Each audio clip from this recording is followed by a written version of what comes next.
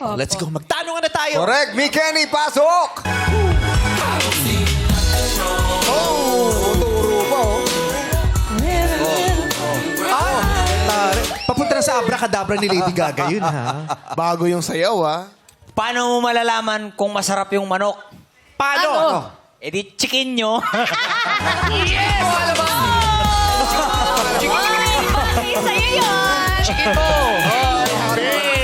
Fairness. Akala ako doon. Akala kumain lang tayo, nakakuha na ng joke. Kaya pala tahimik siya. Kumakain tayo. Nagme-memory. Nag-iisip pala. Sa akti ulam natin, Gusto chicken. kayo swabe lang yung bitaw na mabili. Eh di chicken nyo. Ganon.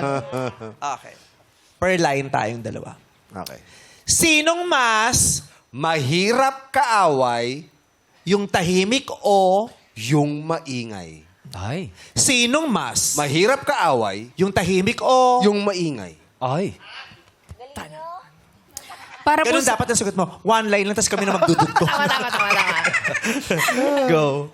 Para po sa akin, mas mahirap kaaway yung tahimik. Kasi usually, kapag meron tayong sinasabi, nagkagalit tayo sa tao, kailangan nating marinig din yung side nila.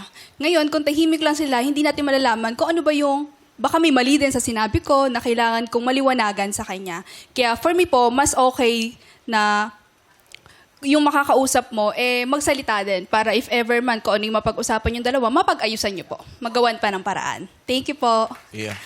Sabi nga sa kanta, tahimik lang ako sa Kahit di mo ko pilitin. Tapos pag-aaway niya, meron ka bang lemon? Nalaglag yung biskwit. Ganun. Yan, ganyan kaingay. Pero bad trip. Mahirap nakakapikon talaga yun. Silent Pag-away sa, treatment. pag-away sa hangin, ang bad trip. Correct. Parang Wala ka di mo- Saan makuha. pupunta? Oo.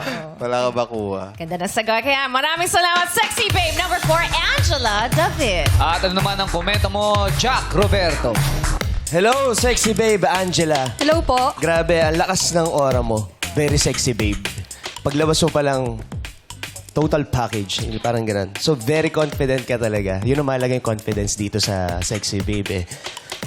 Mas mahirap talaga yung tahimik. Mas maganda yung nag-aaway. Sabi nga niya. Para healthy yung relationship. Yun lang. Good luck. Si Jack, talagang gusto niya i-share dito lahat ng mga karanasan niya. Salamat, Jack. Maraming salamat, Jack. Ang sabi Iyak sexy ko si babe number 4. Rochelle. Angela David.